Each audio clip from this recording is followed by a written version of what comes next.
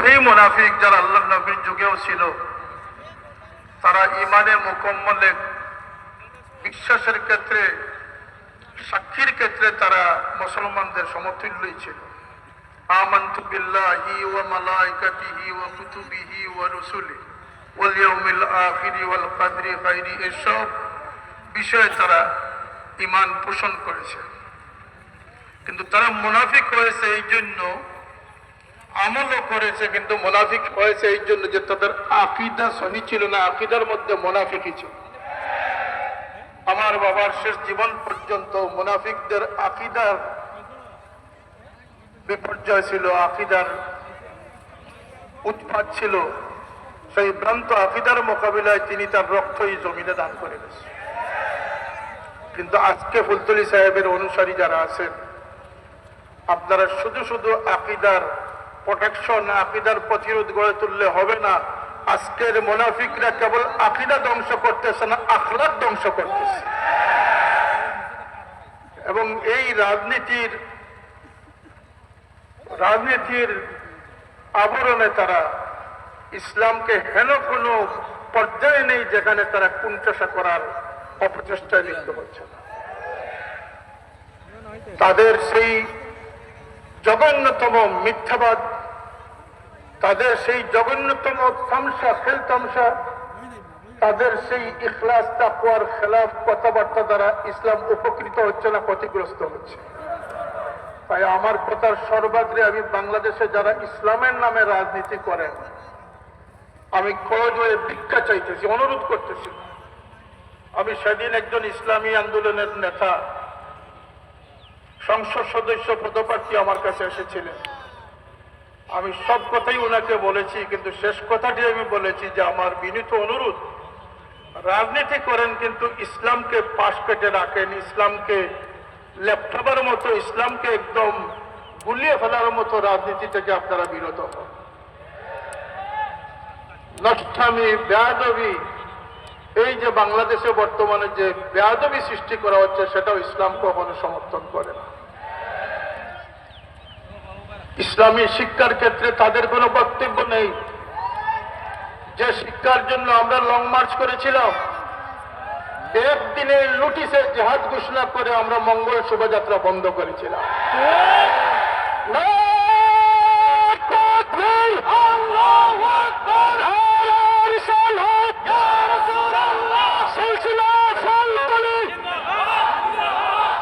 হাজারো লক্ষ লক্ষ সরকারি মাদ্রাসার শিক্ষকদের, তারা ছিল অবহেলিত,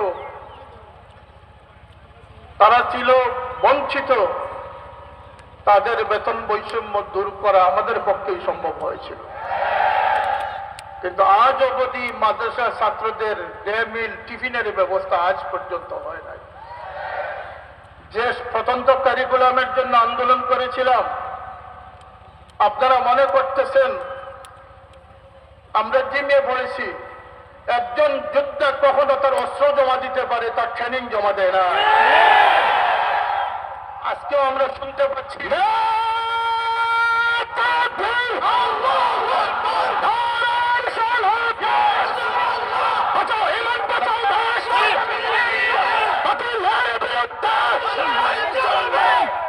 আপনারা দেশ স্বাধীনের পর স্বাধীন করবেন, বৈষম্য বিরোধী আন্দোলন করবেন, সরকার গঠন করবেন, যাকে বাংলাদেশের সেরা সুদকুর বলবেন তাকে আবার নবীদের দরজাও দান করবেন।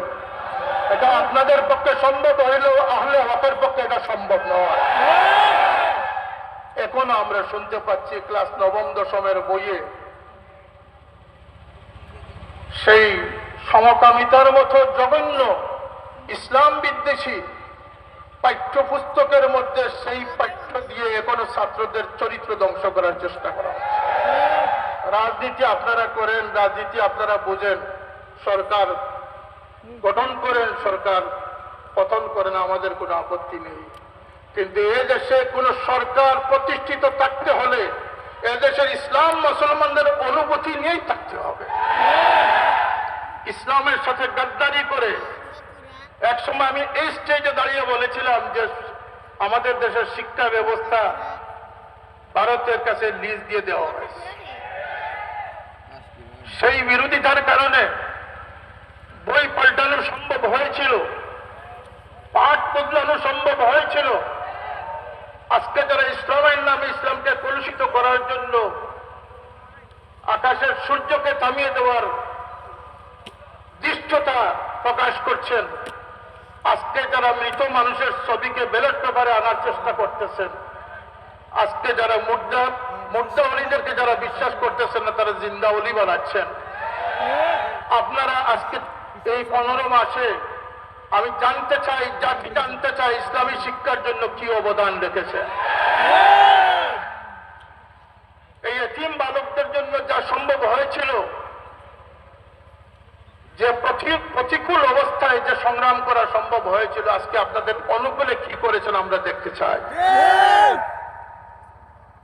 অনুগ্রহপূর্বক ইসলামকে পাশ কেটে রাজনীতি এক জিনিস, ইসলাম এক জিনিস। আমাদের আঞ্জুমানে আল ইসলাম সমর্থিত কয়েকজন প্রার্থী আমরা দিয়েছিলাম। আমরা সব করে দেই না, এই রাজনীতি আমাদের কোনো অভিলাষ নয়। আমাদের কৌমের পাহাড়দারির জন্য অঞ্চল থেকে চাপ এসেছে, তখন আমরা সেটাকে স্বীকৃতি দিয়েছি। কারণ ইতিমধ্যে আমার সাথে সিলেটের, বৃহত্তর সিলেটের অনেক অনেক মাননীয় সংসদ সদস্য পদপ্রার্থীবৃন্দ সাক্ষাৎ করেছে। আমি বলেছি রাজনীতি আমাদের কোনো উচ্চাভিলাষ নয়। আর এটার প্রমাণ আমরা দিয়েছি। আমরা ফুলতলি সাহেবের আওলাদ। এইবার জকিগঞ্জ খানাইঘাটের শতভাগ পাস করা আমার জন্য সম্ভব ছিল, কিন্তু আমরা প্রমাণ করেছি আমরা গদির জন্য নয়, আমরা দিনের খেদমতের জন্য গিয়েছিলাম। প্রয়োজনে হলে আরো শতবার যেতে আমরা প্রস্তুত।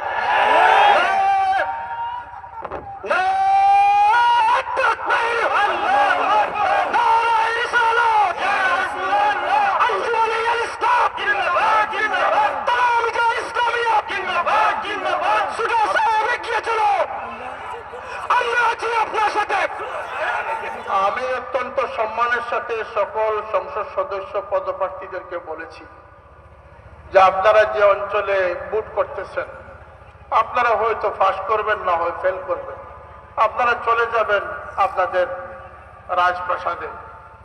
কিন্তু এখানে আমার সংগঠনের শত শত প্রতিষ্ঠান আছে, মসজিদ আছে, ইমাম আছেন, মুবাল্লিগ আছেন, তালামিজ আছেন, আল ইসলাম আছেন। এই কৌমের পাহাড়দারি করতে হবে আমাদেরকে। সুতরাং আমাদের উচ্চাভিলাষ নয়, আমরা সেই কৌমকে জাগ্রত রাখার জন্য আমি কয়েকজন ক্যান্ডিডেট আমরা সিলেক্ট করেছিলাম।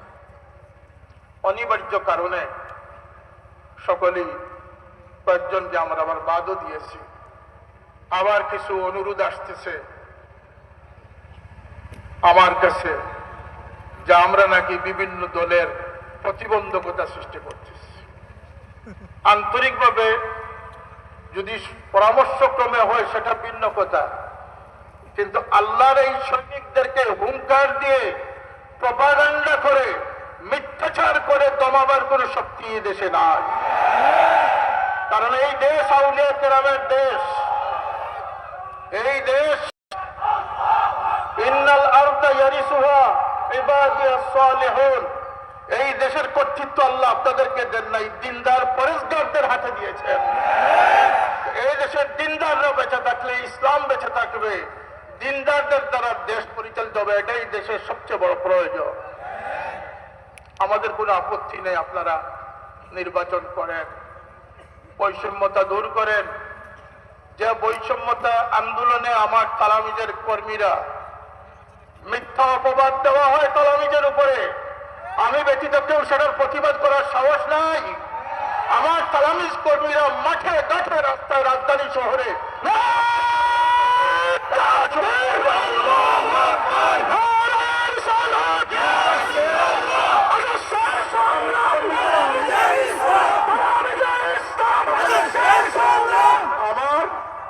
আমার তালামিজ কর্মীদের পক্ষে সাফাই দেওয়ার মতো, সত্য প্রকাশ করার মতো লোকের অভাব। তাদেরকে ট্যাগ লাগিয়ে দেওয়া হয় দূষণ। আমরা স্পষ্ট হয়ে বলতে চাই,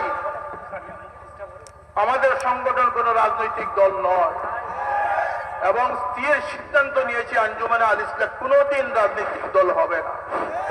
এটা আল্লাহর ওলির প্রতিষ্ঠিত সওয়াদে আজম আহলে সুন্নাত ওয়াল জামাতের একটি জান্ডাবাহী সংগঠন। এটি দুনিয়ারও কাজ করবে, আখিরাতের কাজ। যদি আমরা রাজনীতির ঘোষণা দেই তাহলে সকলের মন মস্তিষ্ক ডাইভার্ট হয়ে যাবে, ইখলাস নষ্ট হয়ে যাবে, আমরা দুনিয়াদারদের মিছিলে শামিল হয়ে যাব। আল্লাহর ওয়াস্তে আমার এই সংগঠনগুলোর নাম নিয়ে কোনো রাজনৈতিক বক্তব্য দেওয়া থেকে বিরত থাকবে। আমি ব্যক্তি স্বতন্ত্র হয়ে দাঁড়াতে পারি, আমার শাহেদ খান স্বতন্ত্র হয়ে দাঁড়াতে পারে, মৌলানা বেলাল স্বতন্ত্র হয়ে দাঁড়াতে পারে, মৌলানা সিরাজুল ইসলাম ফারুকী স্বতন্ত্র হয়ে দাঁড়াতে পারে, পারলে তাদের সাথে পাল্লা দিয়ে তাদের মোকাবিলা করে। আমি শুনেছি অনেক জায়গায় আল ইসলাম তালামিজকে উদ্দেশ্য প্রণোদিত ভাবে অনেক বদনাম দেওয়া হচ্ছে। আল্লাহর কসম, এটি সওয়াদে আজম, এই তালামিজের কর্মীরা সিংহ শার্দুলের ভূমিকা আছে।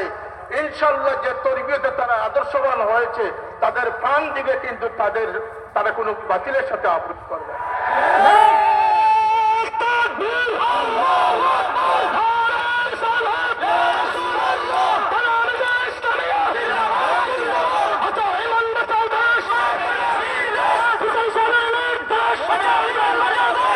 আমি যে কথাটি বলতে চাইতেছি সেটি হচ্ছে, হযরত মুফতি সাহেব আহলে সুন্নাত ওয়াল জামাতের আকীদা সম্পর্কে খানিকটা ইঙ্গিত করে গেছেন।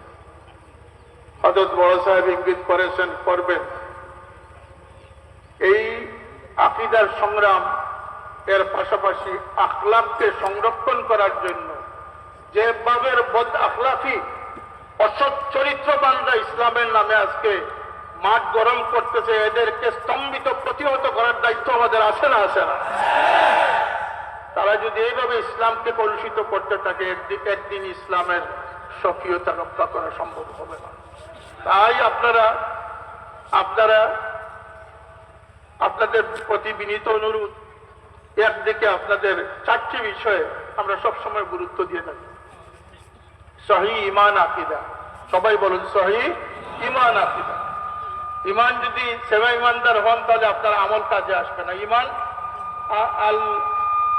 আল আকীদাতু হিয়া সাতরুল ঈমান, বিভিন্ন সংজ্ঞায়িত করা হয়েছে। কখনো বলা হয়েছে যে ঈমানের ছাদ, কখনো বলা হয়েছে ঈমানের বাউন্ডারি। মুনাফিকদের মধ্যে ঈমানের পরিচয় কম ছিল না, কিন্তু আকীদা সহিহ ছিল না। আকীদা হচ্ছে ঈমানের জন্য সবচেয়ে সংশ্লিষ্ট, সবচেয়ে জরুরি জিনিস। আমাদের দেশে ভ্রান্ত আকীদা, আপনাদের সামনে এই বিস্তারিত বলার আমার সময় নেই, কিন্তু খারিজি ওয়াহাবিরা এবং মওদুদি ফিতনারা যেভাবে ভ্রান্ত আকীদা আগে ছড়িয়েছিল, ঈমানের জন্য ক্ষতিকর প্রভাব তারা বিস্তার করেছিল, আজকে আখলাকের জন্য ক্ষতিকর প্রভাব বিস্তার করে।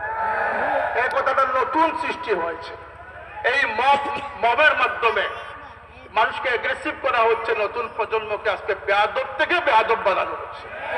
কথার সাথে আপনারা একমত আছেন না? আছেন না? কোন বেয়াদব ইসলামকে নিয়ে খেলা করার সুযোগ আমরা দিব না। আমরা আহলে সুন্নাত ওয়াল জামাতের মানুষ বেঁচে থাকছে।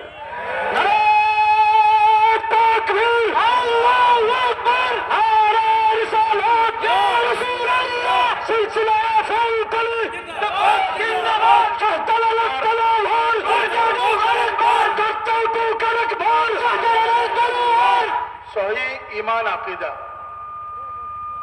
আমলে সালেহ, বিশেষ করে সবাই জুমার দিন রাতের মধ্যে সূরা কাহফ পড়বেন। হযরত সাহেবুল্লাহ শেষ জীবন পর্যন্ত তিনি সূরা কাহফ তিলাওয়াত করতেন।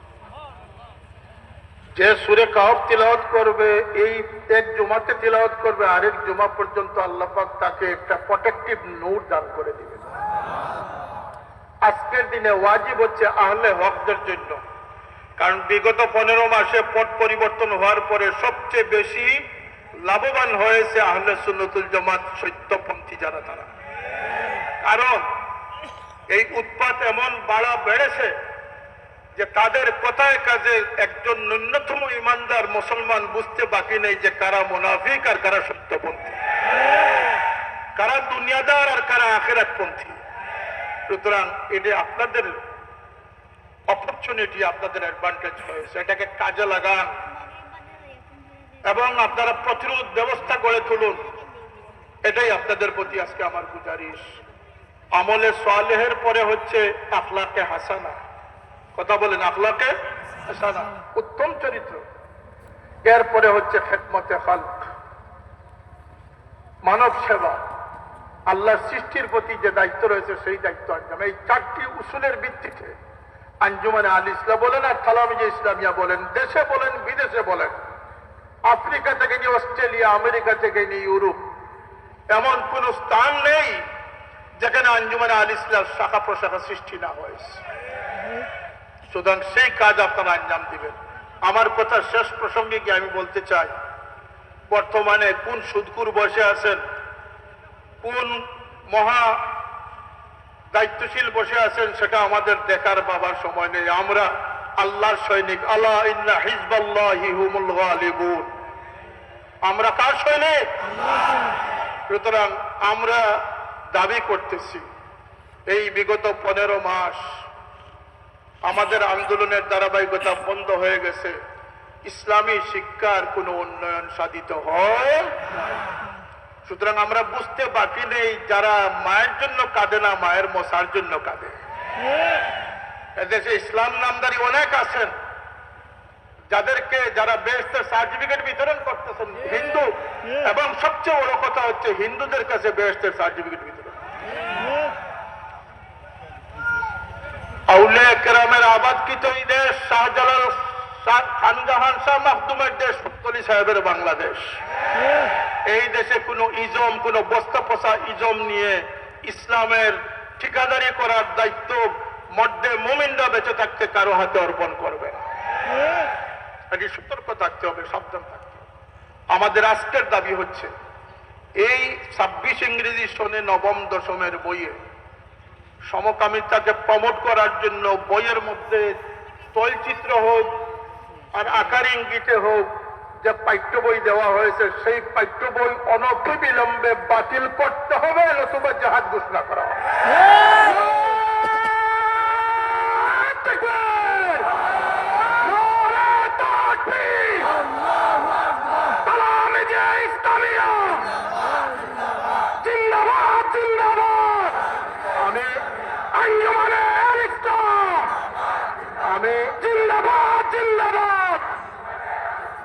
যেহেতু দেশে ইলেকশন নির্বাচনী বিধি চলমান, সেহেতু আমি রাজনৈতিক বিষয়ে এর চেয়ে লম্বা কিছু বলতে চাচ্ছি না, কিন্তু আমাদের দাবি আমরা প্রকাশ করছি। একে তো হচ্ছে এই বইগুলো বাতিল করুন, এদেশের মুসলমানি কেরামরা তাদের বাচ্চাকে চরিত্র নষ্টামি শিক্ষা দিতে চায় না, মুসলমান রাখতে চায়। দ্বিতীয়ত হচ্ছে, যে কারিকুলামের জন্য আমরা সংগ্রাম করেছিলাম, যে মাদ্রাসার জন্য পৃথক একটি কারিকুলাম, এবং প্রাইমারি স্কুলে একজন ধর্মীয় শিক্ষক নিয়োগ, হাই স্কুলে এবং প্রাইমারি স্কুলে ধর্ম শিক্ষা বাধ্যতামূলক, হাই স্কুলে ধর্মীয় শিক্ষক আগের মতো নিয়োগ দিয়ে ধর্ম শিক্ষাকে চালু রাখা, স্কুলের মতো মাদ্রাসা ছাত্রদেরকে টিফিন দান করা, এবং সবচেয়ে গুরুত্বপূর্ণ হচ্ছে মাদ্রাসার জন্য পৃথক সিলেবাস তৈরি করা। এই কাজগুলো কোনো সংস্কারের অধীনে আসে নাই। এই কাজগুলো কোন সময় যে হবে, আমরা কতটুকু মাঠ গরম করার পরে এটা হবে, সেটা আমরা বুঝে উঠতে পারতেছি। ইমাম মুয়াজ্জিনদের বেতন নিয়ে আমরা আন্দোলন করেছি, সেটাও বাস্তবায়নের মুখ দেখে নাই। আজকে আমাদের দাবি হচ্ছে, এদেশে হানা ভোট নেবেন না কি নেবেন, সেটার আগে আমাদের সেই ন্যায্য দাবিগুলো আপনারা বাস্তবায়ন করতে হবে। নতুবা ইসলাম মুসলমানকে পাশ কেটে যেভাবে কোন সরকার ক্ষমতায় টিকে থাকতে পারে নাই, আপনারাও টিকে থাকতে পারবেন। আমি আগেই বলেছি, যুদ্ধ তার অস্ত্র জমা দিতে পারে, কিন্তু তার ট্রেনিং জমা দেয় নাই। আমরা মরি নাই, আমরা চার্জ রিচার্জেবল হয়েছি। আমি অনেক জায়গায় শুনি আমাদের আল ইসলাম তালামিজের কর্মীদেরকে মব করার চেষ্টা করা হয়, মামলায় হয়রানি করার চেষ্টা করা হয়। আপনারা জানেন না, আউলিয়া কেরামের অনুসারীদের এই বাংলাদেশ, যদি এরা গর্জে ওঠে, এক মুহূর্ত আপনারা তাদের মোকাবিলা করার শক্তি পাবেন। সাবধান, সাবধান, তাদের নিয়ে আপনারা কোনো মব সৃষ্টি করতে যাবেন না। মিথ্যা মামলা যেগুলো রয়েছে মিথ্যা মামলা অতি শীঘ্র এগুলোকে প্রত্যাহার করতে হবে। আজকে এখানে স্টেজে আমার জানা মতো 15-20 জন এমপি প্রার্থী মহোদয়গণ আসবেন। আমরা তাদেরকে সম্মান করি, সম্মানের সাথে তাদেরকে আমরা সালাম দেওয়ার সুযোগও দিব ইনশাল্লাহ। কিন্তু আমাদের একটাই দাবি যে অহেতুক অনর্থক এক সময় দেখা গেল তালামিজকে জঙ্গি আটকা দিচ্ছে। আমি বললাম কারা জঙ্গি বানায়? সিআইডিরা। কত কেজি গাঁজা খেয়ে সে সিআইডিগিরি করতেছে সেটা আগে বলবো। তালামিজে ইসলামিয়া দেশের শান্তিপ্রিয় রক্ষী বাহিনী, দেশ রক্ষা আর্মির চেয়েও বেশি সজাগ শক্তিশালী বাহিনী হচ্ছে তালামিজে ইসলাম।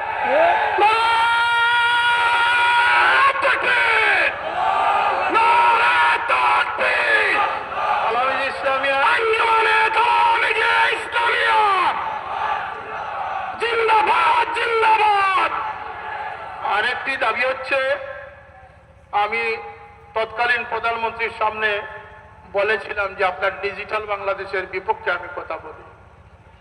কেন? যে ডিজিটালের অর্থ এটা নয় গ্রামগঞ্জের বাচ্চাদেরকে চরিত্র নষ্ট করার জন্য নেট পৌঁছাইয়া দেওয়া। সেই নেট আজও আছে। আমার সরকারের প্রতি উদাত্ত আহ্বান, রাশিয়ায় নেট রয়েছে, উত্তর কোরিয়ার মতো দেশেও নেট রয়েছে, আরব আমিরাতেও মধ্যপ্রাচ্যেও নেট রয়েছে, কিন্তু তারা সেই নেটকে নিয়ন্ত্রিতভাবে পরিচালনা করে। বাংলাদেশের মতো এত অবাধ বেহায়াপনা, এত অবাধভাবে নেটের ব্যবস্থা রাখা, এটা বাংলাদেশের মুসলমান দেশ হিসাবে নেহায়ত আমাদের দুর্ভাগ্য ছাড়া আর কিছু নয়। এই দেশের নেট ব্যবস্থার উপরে একটা সেন্সর আরোপ করা, একটা নিয়ন্ত্রিত ব্যবস্থা আরোপ করার দাবি আজকের এই লক্ষ মানুষের পক্ষ থেকে আমরা উত্থাপন করছি।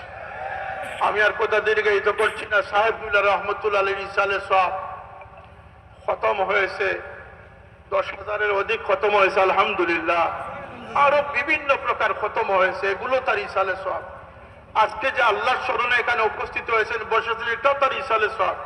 কিন্তু আমি যেটা দেখতেহীন কোনটা বলতে চাই, আমার বাবা খবর থেকে হয়তো আমার আওয়াজ শুনতে পারতেছে, সেটি হচ্ছে এখান থেকে আজকে শপথ নিয়ে বাড়ি ফিরেন যে আগে ছিল আকীদার বিরুদ্ধে লড়াই, এখন চরিত্রের বিরুদ্ধে আমাদেরকে রুখে দাঁড়াতে হবে। আমি সব জায়গায় প্রতিটি গ্রামে গ্রামে আহলে সুন্নতের দুর্গ গঠন করার উদাত্ত আহ্বান জানাচ্ছি। তালামিজে ইসলামিয়ার সেই ছাত্রবাহীদেরকে আপনারা সহযোগিতা করার উদাত্ত আহ্বান জানাচ্ছি। এবং যেটুকু আমার মনে এসেছে আমি সেই দাবিগুলো উত্থাপন করতেছি। আমি আশা করি এই দাবিগুলোর প্রতি সরকার আন্তরিক হবেন, অথবা নির্বাচিত সরকার যিনি আসবেন তারা আন্তরিক থাকবেন। আমি জানি না, আমাকে গতকাল বলা হয়েছে বর্তমান একটি বৃহৎ দল বাংলাদেশ জাতীয়তাবাদী দল বিএনপির হাইকমান্ড থেকে আমাকে ফোন দেওয়া হয়েছে, অন্যান্য বিভিন্ন কারণ বর্ণনা করা হয়েছে। এর মধ্যে একটি হচ্ছে যে আজকে আমি যেন মোবাইলের মাধ্যমে বিএনপির চেয়ারম্যান জনাব তারেক রহমান সাহেবের সালামটা আপনাদেরকে পৌঁছে দিতে পারি। আমি বলছি যে যদি নেট চালু থাকে আর সেইভাবে ফোন আসে তাহলে আমি ইনশাল্লাহ চেষ্টা করবো, আমাদের কোনো আপত্তি নেই। আর অনেক প্রার্থীরা এসেছেন, তারা আপনাদের সামনে 2-4 কথা বলবেন। আমাদের শিক্ষাবিদরা এসেছেন, তারা কথা বলবেন। যেহেতু মাগরিবের সময় নিকটবর্তী, আমি আমার কথা দীর্ঘায়িত করছি না।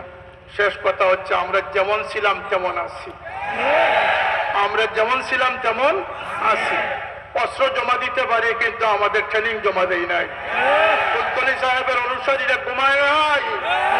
ইনশাল্লাহ এই জমিনে কোনো বাতিলের অপচেষ্টা এই জমিনকে যাতে নষ্ট না করতে পারে, সেজন্য আমরা জীবন লড়াই করতে প্রস্তুত রয়েছি।